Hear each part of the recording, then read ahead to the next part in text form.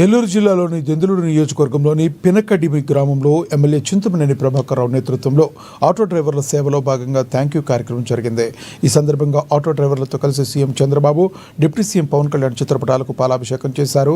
రాష్ట్రంలోని పేద, బడుగు, బలహీన వర్గాలకు, కార్మిక, శ్రామిక రంగాలన్నిటికీ చెందిన ప్రతి ఒక్కరికి కూటమి ప్రభుత్వం అన్ని విధాల అండగా నిలుస్తుందని ఎమ్మెల్యే చింతమనేని తెలిపారు.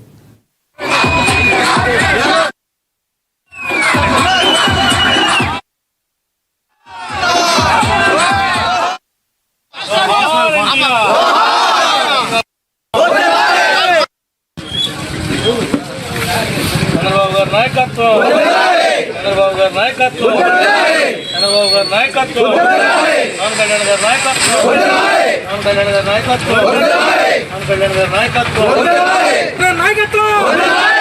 నాయకత్వం